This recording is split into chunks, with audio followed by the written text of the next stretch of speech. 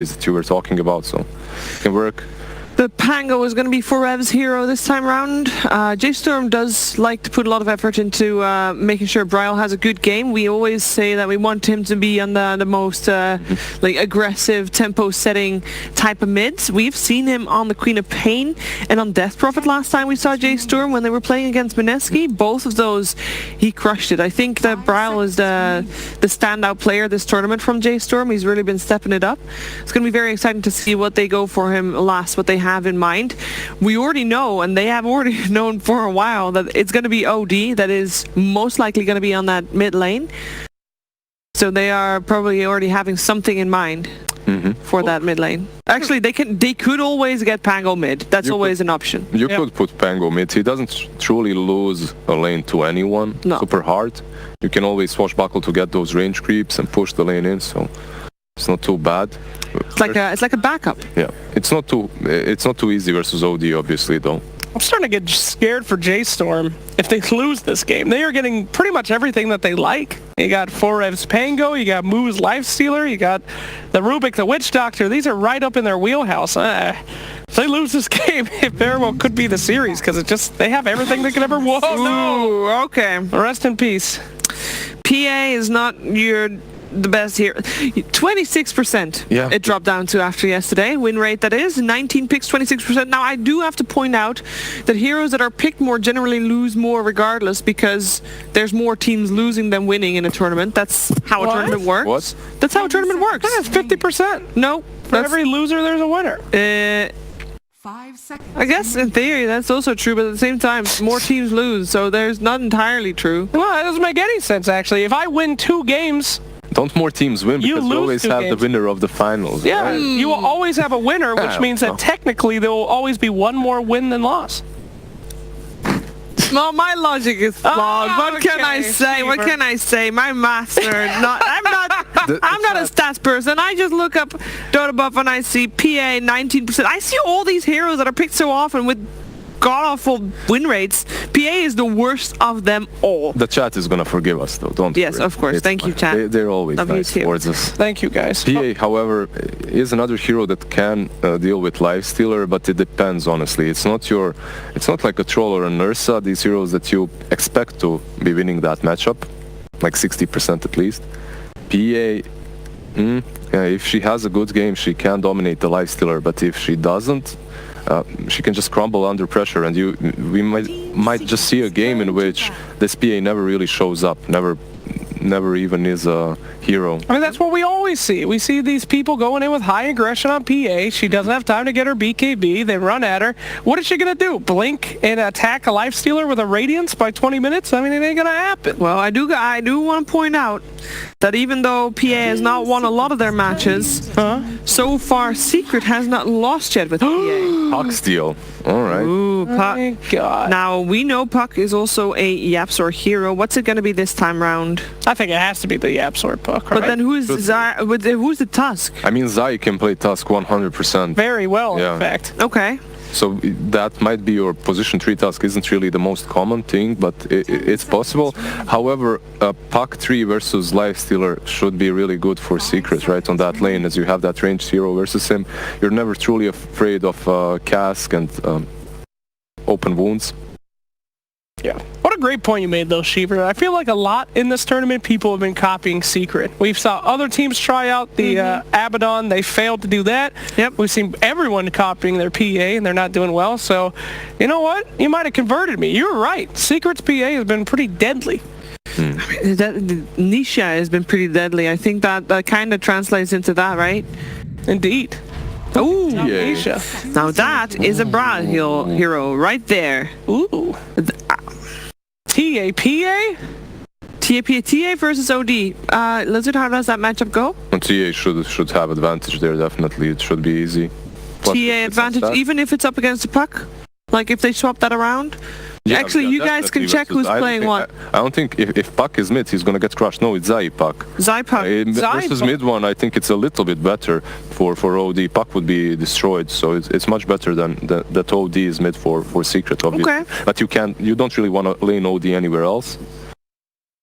Yeah, it is going to be interesting. TA, we saw her once only, right? So far. Yes. I And think you're right. She did win. It's Fnatic Abed that played it. Yeah. And he dominated super hard. And they picked that one into Venomancer or something like that. Yeah, that Into was Veno, insane. But was it Veno that was mid? I think it was SF. So it was also a very good matchup for TA that game. Veno, like, even on the mid lane, yeah, you win versus TA, but it always felt like... All right, we got to talk about this game, Lizard. Comment Yeah, down. right. Lizard? I'm giving up. Who do you think is going to win game number 1 of the series? I'm gonna go with J-Storm, actually. I like their draft. I know it's versus Secret, but I'm gonna go with the underdogs. It is the underdog tournament, so let's... Sheever, save us, because I'm going to go with J-Storm too. I mean, I have seen Moo on this Lifestealer so many times, and Secret are so confident, it could be hubris. I have not seen the guy lose with it yet. Well, I hate to say it, but Sheever, I do like J-Storm's draft. However, I think Secret is the better team in this matchup, and they're going to show it in this game. By the way, guys, in case you've forgotten, of course, you can also vote for your MVP during this game. Make sure you hashtag and then the player's name. Everything's just written the way you think it is. There's no odd spellings this time around, but make sure you do it during the game. And let's head over to Moxie and Gods for game 1.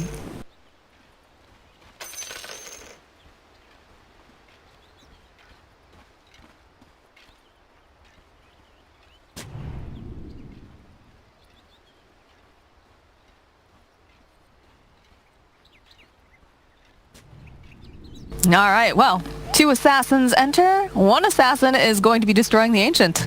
But who will it be? Will it be the Phantom Assassin or the Templar one, Gods? What do you think?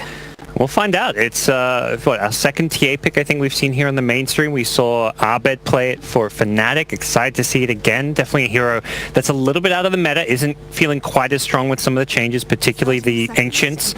Just having, less farm on the map, and it's a kind of slow hero. But it's something J-Storm feel good about because of the matchup they've got here in the mid lane. There's also definitely a Brile hero coming out with this TA, so I guess, sometimes it's when your back's against the wall, you want to get those heroes that you're comfortable with, and do feel, like you've got a favorable matchup, but we'll find out for sure. Get to see the Zai 3-position Puck, a hero that Secret have shown a lot of prowess at this tournament, running as a support, a core, as both off-lane as well as potentially mid, and something they've had a lot of success with. Zai was incredible in the last game with the Bounty Hunter, and that's, a fairly elusive hero, but definitely, Puck very hard to pin down, so I have a feeling we're going to see some really great plays coming out from Zai, but do you see a swap coming out with the lanes here? Moo making his way back down, and the Puck actually taking his time up in the top lane for Secret. Very interesting starting item from Tusk, getting this Blightstone. Something I feel like normally you'd expect an Orb of Venom if you want an aggressive laning item, but with the Puck there, who's a great laning harasser, he wants to have that minus armor so he can just amplify the Puck's harass, and, well, almost gets a first blood off of it. That lift barely comes out in time. Zai didn't have the orb up to chase. I feel like March is going to have a difficult time in this bottom lane, too, with the amount of harass coming out. The fact that Puppy, he's going to be able to spam that Mist Coil. Yep. And from what we've seen out of Puppy playing this 5-position Abaddon, he's just going to spam the Mist Coil to heal up his carry, and then spam it to harass offensively, and then look to deny himself using his last bit of mana. So it's this incredibly efficient way to play the lane, where you die, you deny yourself, and you can TP back the lane with full health, full mana, and even bring your carry his items, and suddenly you've got a big advantage. It's definitely a value pick, and what was it? It was Liquid also doing that too. It was Liquid and Secret at the beginning of this tournament that really were playing this hero, but... haven't seen too many other teams pick up the hero just yet, but we'll see if that changes. I mean, Secret, they're on the low bracket, but it is one of those heroes they had a lot of success with. A lot of harass coming out over here on mid 1. Going to be forced to pop that healing self, but of course Sideblades, of course, very, very good at being able to harass. And you see Brile just lining each one of these up and trying to get the maximum amount of harass possible. Yeah, 7 denies already. Mid 1 just using that Astral whenever possible. Misses that range creep because of the uphill miss, unfortunately. That would have been a nice deny for him to get, but 8-8 with a wave pushing towards his tower. TA just 6-3, but getting some good harass, as you mentioned. They're using this Sideblades very effectively. And sometimes what happens in these mid lanes, you can win the CS battle, but if you lose a lot of health to do so, you're forced to buy a lot of extra regen. So the net gain is sometimes, you know, not really there, where you kind of have an even lane despite getting more CS. All right. And TA, of course, you know, already having a great lane here, being able to harass over onto mid 1, but can also catch up too. In the jungle, if she pushes out the wave, just goes over to those camps and just keeps on trucking. Yep. Looks like we'll see a fairly passive laning stage with the 2-1-2 setup. Both sides looking to use these defensive pulls on their safe lanes as much as possible. Less possible for J-Storm down bottom. It feels like anytime Witch Doctor, you know, if you leave the lane to go for a pull, Lifestealer being a melee hero is going to get harassed heavily, whereas someone like the Puck up top doesn't mind if the support goes missing for 30 seconds to do a pull, because you're a Puck, you're ranged, you're sitting back, you've got defensive tools. Lifestealer, not so much the case. It's been very difficult in that bottom lane too, like we talked about. Just constantly seeing that Miss Coil getting spammed over onto the Witch Doctor. And if you notice, he's very, very low on mana because he's had to use that Voodoo Restoration so often. Does have himself that stick though, which will be able to start collecting those charges, and has a mango, but... Yep.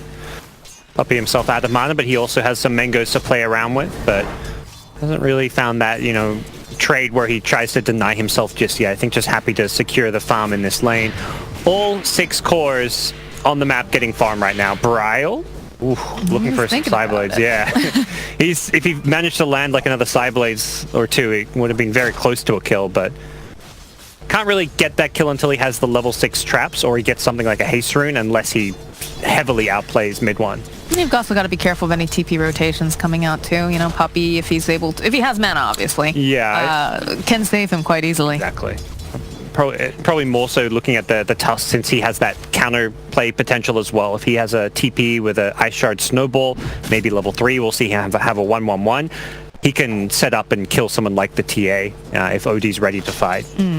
Have to be careful about overextension. Yeah. For sure. That's something Bryle should be well aware of. There is a haste rune spawning, well, has spawned at that top rune, so that's something that if Bryle can get his hands on it, could be potentially leading to a kill, but he's still a bit of a ways away from his level 6, and it will be OD actually snagging it. I'm surprised that they didn't do more rune control coming out here from both sides, but like you said, you know, Witch Doctor can't exactly leave Moo in that bottom lane, and the top lane, you know, they're just trying to put out some damage and secure farm. Yeah, with the 2-1-2 setup, if either support leaves the lane, suddenly it's a 2v1 and there is a bit of an edge going one way, but Bounty Rune's coming out. Moo going in offensively to get the Bounty Rune in. Yeah, Puppy is in for some trouble. I do have the Aphotic Shield. We'll go and pop. Is he going to go for this dive here? No, he gets the denial off. Pretty standard stuff for Puppy. Yeah, it was almost a kill as he popped the Rage to stop the Mist Coil from coming out, but luckily he had mana for his shield, and I thought Moo's last right click might actually get the kill, but it was just barely not enough damage. Very nicely done from Puppy. Yep. So the status quo kind of continues here. Bounty Runes get traded, CS gets traded in all these lanes. There isn't really anyone who's having a tough lane because it is these 2v2 side lanes, and a lot of these pulls are coming out to secure farm for some of these heroes. Puck, top of the CS charts with the help of some of these pulls, and Moo down bottom, we've seen what he can do with free farm on Lifestealer. So I think for J-Storm, you're pretty happy. This Lifestealer of Moo, whenever he free farms, has been winning games, but Secret at the same time, not really feeling any pressure, and their draft comes online with their level 6s, with this mid game. Neither team is looking to necessarily dominate the laning stage to win the game. Looks like March finds that double damage rune here. We'll be able to maybe make a rotation. He's thinking about it, as is Fear. They've made this movement mid-1. It's going to be pretty hard to get. So the Astral, though, coming out aggressively. There's going to be the Coconut thrown out by March. They've got the Maledict down. Shards are going to keep Bryle away from mid-1. He's not going to be able to do enough damage. No, he'll take a bit more Maledict damage and Fountain, but not that close to really dying. Good rotation from J-Storm. Oh, Zai. Wow, guess the silence. There it is. First blood forever.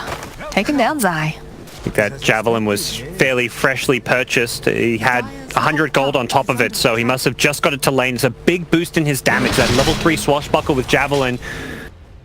Really powerful laning tool. If you can spam that off cooldown, every time you're going to get some Javelin procs, and you're going to do a third of someone like PA or Puck's health. And if you get the silence, well, that's where you find that kill. And immediately secret swap lanes. Yeah, I was about to ask about that. They just went and sent the Phantom Assassin Abaddon top, so... Yep. They must just feel like having the sustain from the Abaddon up top is going to help them out a lot. And Puck can play a bit more aggressive, rotate around the map off from the offlane, and also, you know, you're not really afraid or worrying about laning against a lifestealer in this situation. But yeah, we also see that March making the rotation top, so it looks like they want to put some pressure down the tower, figuring that, you know, it's just going to be a little bit of back and forth between Moo and Zai and this bottom lane. this is one of the strengths of Lifestealer as a hero, and why it has been first pick material for some time, even after getting nerfed, is that once you have that good start and get your phase boots wand up, your supports can leave you. You're self-sustainable. You're not one of these hard carries like Spectre, where if you get left alone in a tough matchup, you know you're not going to farm. Lifestealer, you've got Feast, you've got the Infest. If you want to hop into the jungle to grab a neutral creep, you've just got this ability to lane by yourself. I still feel like it's going to be very difficult for them to find any sort of a kill over on Tanisha, but perhaps they can just keep harassing and make it very uncomfortable. Whereas, you know, in the bottom lane, Moo feeling very secure. Like you said, he's got a couple different escapes. If Zai tries to go after him, and yeah, just getting a better setup where he's also going to get levels too. Yeah, Zai doing his best to harass as much as possible. Knows with this regen rune, he can kind of just spam all his spells out. We'll probably see him use them off cooldown.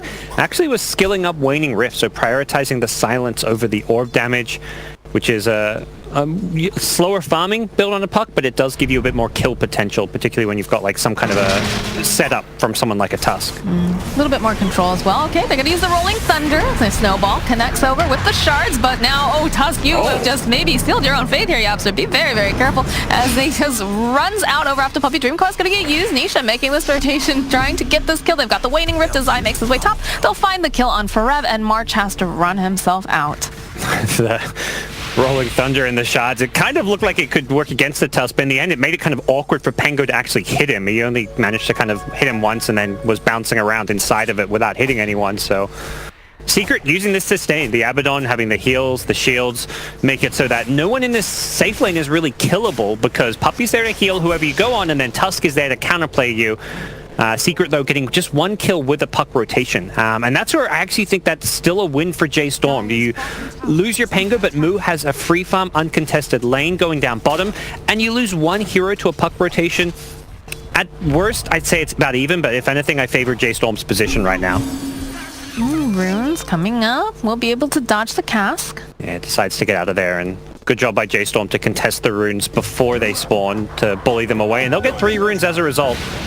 Might be able to find themselves a kill too. Rolling Thunder coming out. Aphotic Shield buys them a little bit more time. So does the Snowball. Will bounce off Anisha. Goes down bottom here, and they'll follow up with the Puck and the Raining Rift. They'll find the kill on Fear. And now it looks like March is also gonna get taken out. Yeah, they're playing a bit too aggressive, but they do secure 3 runes. And similar to last time, they're farming these other lanes. That was a 5-man rotation, unlike the last one, which was just Puck for a 4-man. So Bryle free farming in mid, Lifestealer free farming down bottom. You can see in the gold difference, it's still about a 1k gold lead for J Storm, but yeah, Bryle, the setup. They've got the Dream Coil, and there's no saving Bryle, and Fear needing to be careful as well. Cask gets thrown out by March, just warning them off. it's worth, you know, losing a support for a bounty rune up top while your cores farm, assuming those cores don't get caught like that. So getting a kill onto, you know, TA or a lifesteal is how Secret pull ahead. And that Forev. Oh, that was a big old crit. Is he gonna be able to run himself away? No, Nisha hunts him down. Nisha's damage at this point. He is very strong with this phase boots, double Wraith Band. Even just level 6 on PA, getting a crit or 2 is all he needs to suddenly pose a threat to bring down Forev. And Forev has to be careful. That's now his second death in this top lane. And J Storm, while they're farming very well and efficiently, and we're ahead because of that, despite being down 3 kills to 1, it's now 5 kills to 1 with back-to-back kills on their offlaner and a kill on their mid TA. So that does give Secret a bit more momentum to play around with. And it still feels fairly, I don't want to say complacent, but, you know, just, I guess part of it is because Moo's just constantly, he's got all this room where he can farm, he's got his Midas online now.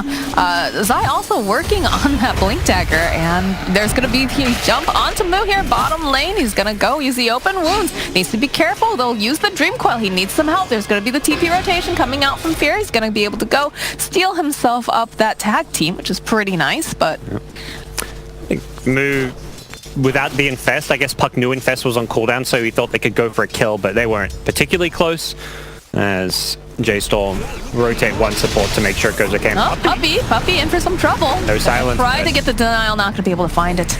Yep. Braille rotating in to make sure that fight goes okay, and J-Storm now get their second kill of the game and continue to just secure Moo a free game with all the action in these other lanes. Oh, Fear. Not even safe in your own jungle. Shards don't connect, though, and neither does that snowball right there. So Fear slowly but surely trying to run out. Zai, I'm sure he really wants this. Does have the illusory orb. He's going to try to get a steal, but we'll find that kill. Let's try by Fear to get the orb steal and then try orb away, I imagine, with the telekinesis, but fortunately for him, this puck a little bit too scary at this stage of the game. Bryle, do you know that there's a bear in the trees? Yeah. What's the plan here? Zai still has that double damage on him. Yeah, Bryle may be in some trouble. Gonna get dove here, I have a feeling. Up, Snowball comes out, silence, and the Walrus Punch. And mid one will be able to get that final hit. He just melted. Didn't even get a chance to use Refraction. Bit slow to react. He could have definitely used the Refraction before Snowball hit, but maybe he wanted to save it for the last possible second of the gank so that he could try and escape with it, but unfortunately for him there was a silence to follow up the stun. But they continue, you know, to free farm this lifestealer, but the worry is that Secret is completely controlling these other lanes now, getting repeated kills on TA, on Pengo, taking towers now. Lifestealer is a scary carry, but you don't want him to, you know, be your single core as this game goes on, particularly with a hero like TA. TA needs farm and to be playing from ahead typically. You don't really feel good about the game when you're playing catch-up as a TA.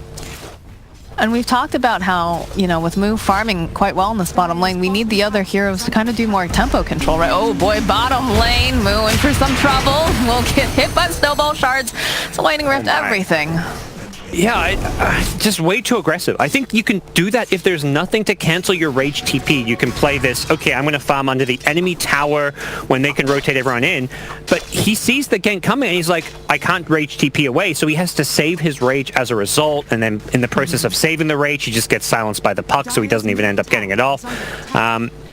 It's very easy to play some of these carries like Lifestealer and Jug when you can split push and get away using your spin TP, Rage TP, but you have to approach the game very differently when there is that BKB immunity piercing cancel like the Walrus Punch. Well, we almost wondered during the draft, I know the Couch was asking, did they kind of bait J-Storm into picking up the Lifestealer because they picked up the OD first and put a pause on that 1 second. Abaddon is going to be tanking a lot of this damage and they're just going to wait patiently over the side of J-Storm. Should be able to find this kill. Abaddon will go down. March is going to get taken out by Nisha as he tries to run out. Doesn't have much mana. They use the Rolling Thunder, but more TPs are coming out. But Abaddon actually buying back. Wants to see if he can find some revenge, but it's not going to be there. Get a tower deny out of this, so that in itself is a decent chunk of gold being denied from J-Storm, which, you know, this first tier 1 tower or two that a team takes, if it gets denied, that's a lot of crucial early game gold being denied from them. So that in itself is maybe worth a buyback, because if Abaddon doesn't buy back, I imagine J-Storm try and force that fight. They can threaten to kill the PA in that situation if there's no Abaddon there, since PA had used the Blink Strike offensively to go in. But Moo, he rocks up to the top lane, and Puppy does not have ultimate still. No, he just used that final fight, and that's a die back. Now Nisha in for some trouble. Moo's chasing after this PA. They've cut them out. He's just gonna go. Blink over to Zai here in the trees. Just TP out. Zai has that Blink Dagger. Shouldn't get caught here. I believe he'll be able to just walk away. That is such a good position from Zai to be in, because otherwise that's just a straight up kill, I want to say. I guess Rubik had used telekinesis already, but even so, they would have been able to likely just chase him down, do enough damage with the Maledict on him. So really heads up play from Zai, hiding in those trees, giving a Blink Strike target for the PA to escape to. It is back-to-back deaths on Puppy, not the biggest deal. He's just the 5-position Abaddon, and his farm at this point not too important. The downtime is the most annoying part about it. Yeah, they have the Waning Rift that Fear just stole, so I'm not sure if she's going to be able to get out this time, although with mid 1 making the rotation, that Astral is going to be able to keep her alive a little bit longer. Zai in for some trouble. They're going to turn around. He's going to be able to go and hide himself away. Use that Dream Coil, and it looks like maybe Zai making it out. They do have this Infest Bomb right now over in the Piango. March going to get hunted down, and the Infest comes out as they chase after Puppy. They know he could be an easier target, but over on the back lines here, Nisha, he's got his, as they drop the stand, these Eclipse.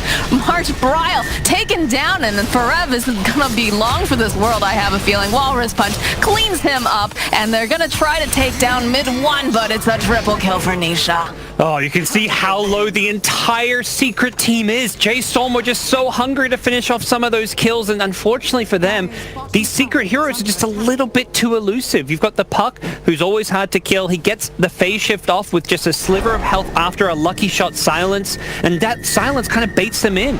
You'll see here that early silence coming out onto the Puck with a lucky shot. They think they have the kill, but it's just not the case. And the other save is the Astral. There's just so many defensive tools. The Puck with his own kit, the Astral as well. That silence there, if he hits him with that Rolling Thunder, J-Storm win this fight.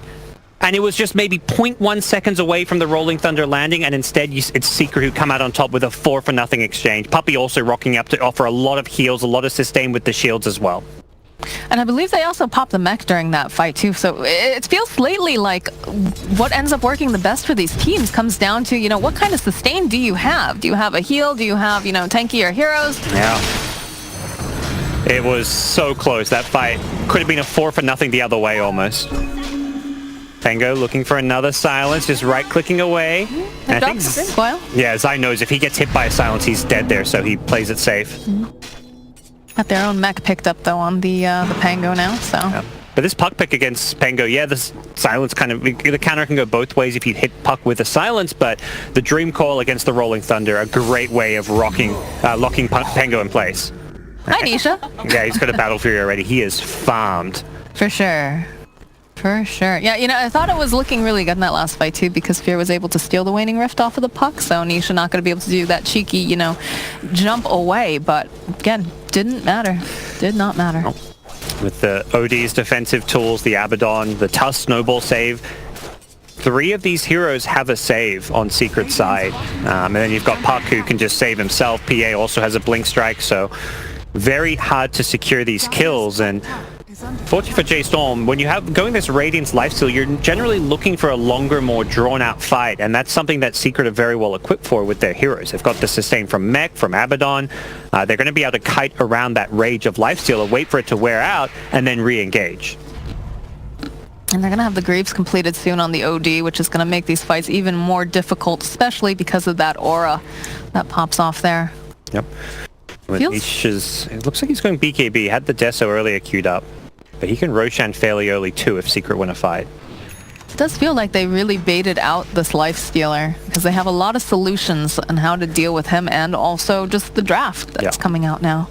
I think it's, the important thing is, having a way to kite around the rage more than anything, and then also threaten to kill him, which they've got with the Puck silence, the PA burst damage. And the first pick OD, first overall pick of the entire draft. You know, it shows a lot of confidence in what mid one can do with this hero. He can play it as the scaling carry, but he can also play it more as his utility OD, where he goes for what we're seeing at a lot of the mids, this Guardian Greaves build. We see SFs go it, and here we are seeing an OD get it as well. Well, they're going to go jump in that Roche pit and hopefully get themselves a nice early Aegis. Doesn't look like anyone on the side of J-Storm is particularly worried about this or wants to contest it at this time, so. They're not ready to fight. Mu is very close to Radiance, and ooh, uh-oh. Alright. Fear could be in for some trouble now. Yeah, for sure. Mid one just running down. They'll get the Witch Doctor ultimate off, trying to do a decent amount of damage here, but they need just a little bit more, and they need that lockdown in place, so Fear will fall. Yep. This 5k gold lead at the top is, at this stage, before Radiance comes online, more like a 10k gold lead, because there's basically 5k in Lifestealer that he's not spending, doesn't have an item, so until he has Radiance, this gold lead is even bigger than it looks. Nisha's just so terrifying right now. How can you possibly take down this Phantom Assassin? Just got that. Yep. Aegis online, 9-0 and 2 gods. This is a very, very scary PA at this time. 2 lives, and Abaddon with aphotic shields to put on him, mist coils, snowballs, and we're going to see a BKB. So with the magic immunity, PA can just jump in, go on the supports, instantly kill them, and there's nothing those supports can do about it. The J-Storm don't have those saves unless Rubik gets a spell still on something like an Astro. Do have the Radiance online though for the Lifestealer, so there's a little glimmer of hope.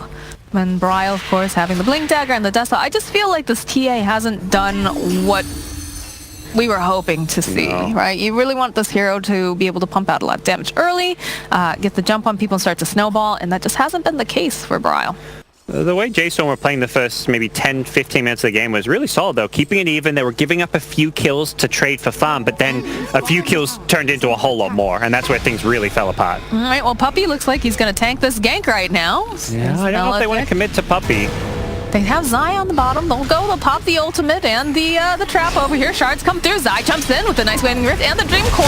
And it looks like Elf's going to run himself and just punch this move. Mid-1. Now in for some trouble after getting that kill. There's a lot of damage pumped out here from this Witch Doctor. Can they find it? Oh, Bryle is waiting patiently over here, hoping that he can get this last hit. The shards come through, trying to save him. Not going to be quite enough. But Zai finding the kill on Forev as he splits that fight. Now Bryle, that refraction not going to last long enough. Good bounces, though, coming out from the coconut, but the coil finding the final blow on Bryle. They will just blow up the life stealer to start that fight, and that makes it so hard for J-Storm. They were waiting for this Radiance timing, and then that key hero, their strongest hero on their side, gets deleted before the fight even begins. He doesn't do any real damage that fight. It's the Witch Doctor, the Pengo, the TA who clean up the one kill they get in the end, but a Puck Blink Silence followed up by a Tusk Snowball in, and OD, they know if he gets Rage off, that fight can turn around. Well, yeah, he's feeling real confidence. He just walks right into this base, finds a kill on Fury, he's in for some trouble, but he should be able to just TP out.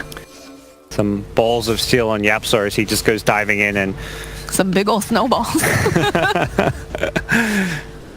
Oh my. Yeah. Moo comes back. He's going to have to go into some kind of item, I feel like, to get rid of this Puck Silence. Like maybe we'll see a Manta style after the medallion he's got queued up, but his, you don't really want to go into farm mode right now because Secret's just going to be out farming you. They've got Puck to push out waves, OD, PA. They've got 3 scaling cores effectively. TA, yeah, it is a scaling core. Like it's not just all on the life stealer, but TA playing from behind is not a hero that's going to go amazingly well into the late game. There's a double damage rune top. Double damage. You see mid-1 find it. Nisha just walks on over, takes it. They're just going to keep running at J-Storm right now. There is no time to catch up. Fear is just going to get obliterated. Okay. Yep. Few hits. March not looking so healthy now. Zai uses that Dream Coil. Dagger comes out from Nisha. They'll split up nicely. And Walrus Punch comes out. Nisha finding the final hit again. So that's going to translate easily into a tower push and into the high ground most likely. Yeah, this PA can just right-click tier 3s. You've got plenty of backup, and you still got the Aegis too. If you go near, you're going to get Stifling Daggered and jumped on. So this may just be a free uncontested lane of racks. TA is still in the top lane. Lifestealer's farming the enemy jungle, and J-Storm showing no signs of defense. And it's not because they don't have TPs or don't want to defend. It's just because they can't defend. Secret is too strong right now with this mid-game Aegis timing. The double damage on top of that did not help the side of J-Storm, but they'll back off after towering that racks. Bryle gets found by a Yule Scepter, but Puck ignores him, I believe, going for the bounty runes. Mid-1. Just makes the rotation, uses up that Midas. A little bit of a fight over in the mid lane, but they might have gotten baited here. Walrus Punch to open up all with the Rolling Thunder. Nisha's got that BKB. He's only got eyes for Moo right now. Decent amount of damage coming out as they get that steal, but they'll find the kill over onto Yapsor. Now Moo forced to run back. The heal and the sustain coming out from a bat, doing so much. Stream Coil's going to get used though over onto Forev. Dagger still being thrown out on Moo. They only want to take him down. They're paying attention to him. And eventually, looks like Nisha says, all right, fine. I didn't want to murder you right now anyways, as the Aegis does get reclaimed. It's just ignoring this Witch Doctor. Full channel Death Ward doing next to no damage to the PA. PA could have just blink striked on the Witch Doctor, deleted him, but he really wants that kill on Moo.